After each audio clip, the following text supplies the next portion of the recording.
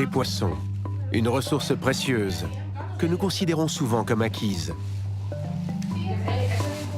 Mais pour préserver les stocks de poissons et l'industrie de la pêche, nous devons adapter la gestion de la surveillance et du contrôle des méthodes de pêche. Depuis le 1er janvier 2015, la réforme de la politique européenne commune de la pêche oblige tous les bateaux de pêche à débarquer presque toutes les captures des grandes espèces de poissons. D'après la réglementation européenne, ces captures sont imputées au quota du pêcheur et doivent toutes être comptabilisées. The EU fisheries policy it's a huge leap forward. We have now decisions that fish should be fished with quotas on a maximum sustainable level. All fish that are caught has to be counted against quotas, and we have a landing obligation, also called the discard ban. And that is a huge transition from the previous policy. Mais les gouvernements tardent encore à mettre en œuvre cette législation. This policy is not being complied with, it's not being enforced, and there are no real initiatives to ensure that the policy will work.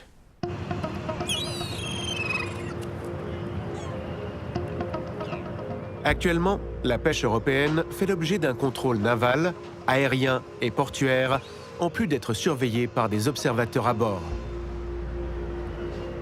À la fois cher et inefficace, ce dernier type d'inspection couvre probablement moins de 1% des activités de pêche en Europe.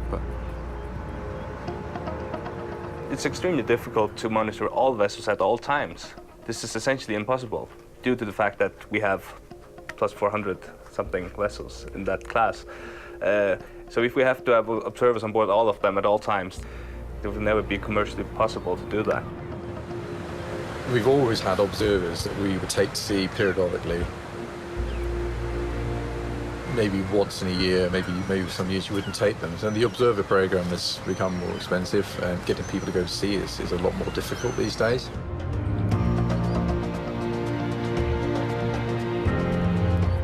L'obligation de débarquement est prévue par la loi. Pourtant, elle n'est pas encore pleinement mise en œuvre par les gouvernements européens. So the way it goes at the moment, the current management is simply in breach with the policy that has been decided.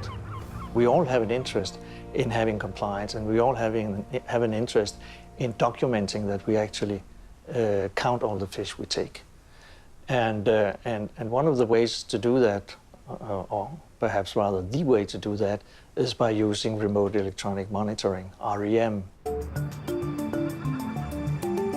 Le contrôle électronique à distance est un système intégré qui enregistre en détail les activités de pêche.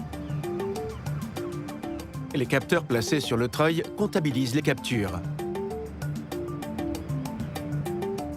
Les caméras installées au-dessus et en dessous du pont enregistrent les traitements et les rejets.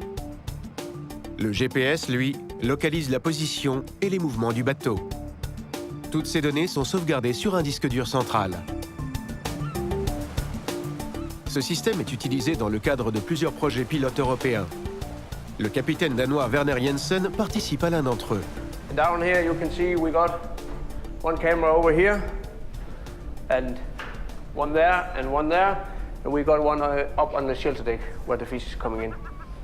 So they can see everything what we are doing here on the working day. As you can see, the camera is pointing directly down here.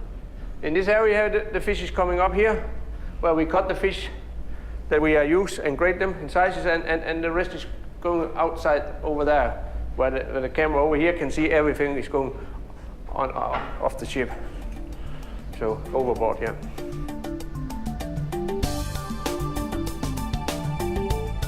L'obligation de débarquement s'accompagne de l'interdiction de rejeter la plupart des poissons, même s'il existe quelques exceptions. Les caméras et les capteurs sont synchronisés. Nous disposons ainsi d'un journal précis sur toutes les activités de pêche.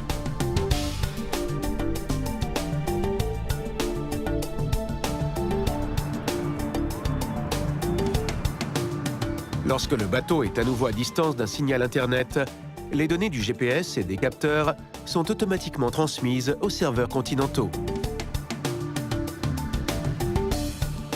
Les gros fichiers vidéo peuvent être téléchargés à partir des disques durs. Les experts peuvent alors analyser toutes les informations. Au ministère danois de la Pêche, c'est Heidrikur Bergson et son équipe qui sont responsables du projet REM. So if we just watch the newest trip, we can just open it like that. So here on top we have the blue line, indicates the speed of the vessel throughout the entire period, so from the 26th to the 30th. We can drag the mouse as we see the vessel leave the harbor here in Hvidesande. We can see them going over, sailing north. So as the vessel sails out and enters Norwegian waters, they will start fishing in this case. Un analyste expérimenté peut directement repérer les parties des vidéos qui l'intéressent, sans avoir à visionner des milliers d'heures d'enregistrement. So if we zoom in on one of these, we can see here that we have the blue bars, which indicate that the gear is going out, and the red ones, which indicates that the gear is going back in. And we can use that to estimate where the hull is. If we then look at the videos now that we see, we should be expecting some sort of discard, or at least some, well, not discard, but some processing going on here, and that we see right here. So let's say that this fish right here is, say, an illegal species to be discarded. We can just measure it up with this measuring tools, and we get an estimate of the fish size within approximately 1 centimeter. So we have an extremely precise tool to say that is it below minimum size, is it above minimum size? And in that sense, we can watch some percentage of videos of hulls and then get an idea of how much discard there is. Ces données peuvent aussi s'avérer particulièrement précieuses pour la communauté scientifique. Data is the foundation for the sustainable management of fisheries. And ICES is dependent on data in its advisory process. So we have to say without data, no science. Without science, no scientific advice. It's impossible to manage what you don't measure.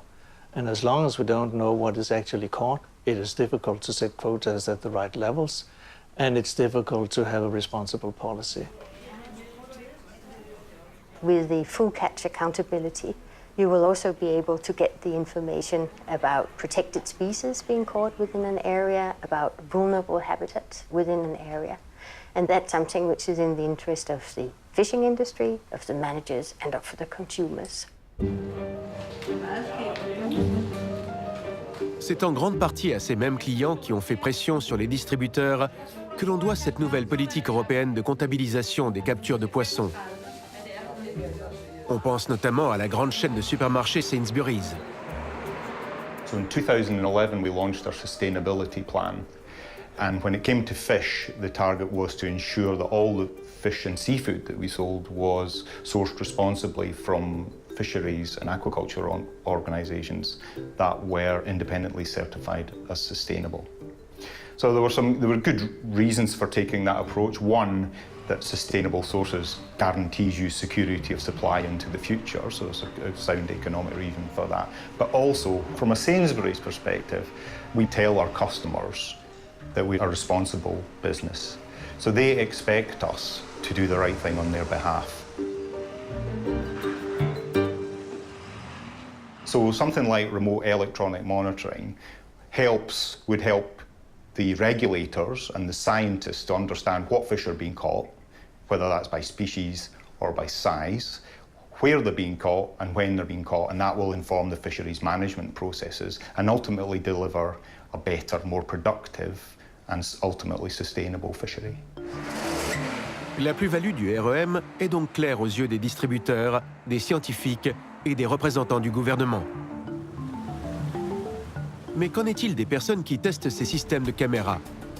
Les pêcheurs. When the government come with this opportunity to get the CCTV on board, of course we have a little bit nervous about it. Especially the guys aboard the ship, they think that was not good. What would they use it for? Will they use it against you or with you? Yeah, my crew were like, what, cameras everywhere on the boat? Can we still, go about our business, usually walking around with their clothes off and what have you. So no, honestly, they're not in the accommodation. So yeah, they're not intrusive at all, and you really wouldn't know they're there. And the crew, they manage quite fine.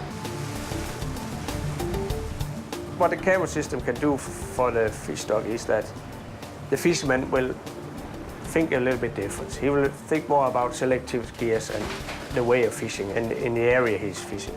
Because of you won't like to have a discard when you're on this camera system, of course. So you make a more clean fishing.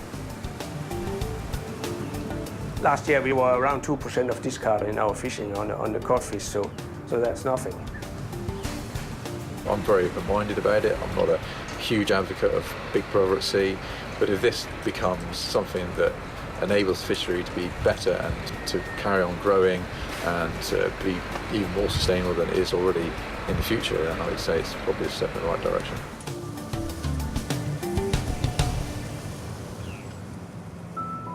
Les arguments en faveur du REM sont convaincants. En plus d'être fiable, le système complet est très abordable. La surveillance de tous les bateaux de pêche européens de plus de 10 mètres de long coûterait environ 69 millions d'euros, soit moins de 1% du chiffre d'affaires annuel des flottes européennes, et moins de 4 000 euros par bateau.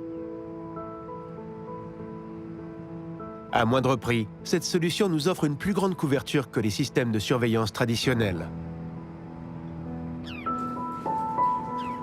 Innovation is the key to the viability of the fishing industry. So I think it's an evolving process. I don't think it's going to radically change the shape of the industry in the next 5 years per se, but I think in 20 years' time, the fishing industry, particularly in the UK and in Europe, will have changed fairly fundamentally in the way it operates, for the better. I see the REM system as a whole having really extremely high potential of actually doing fantastic things with fishing and so on, because it sort of levels the playing field really out. Everyone goes under the same rules, and everyone has to abide by the rules that are applied. I think that we all have a joint interest in providing the best available advice, which will mean that we will end up with an oceans that has been managed in a sustainable way, so that we have healthy fish stocks, so that we have healthy oceans. I believe REM is the solution. It's easy to use, it's very reliable on a technical level. Right now, about 40% of cod catches in the North Sea are taken by vessels with REM. But this is being done on a trial basis. What we need now with the new policy is moving from the trial into the permanent management. And this is up to the member states to ensure that this happens.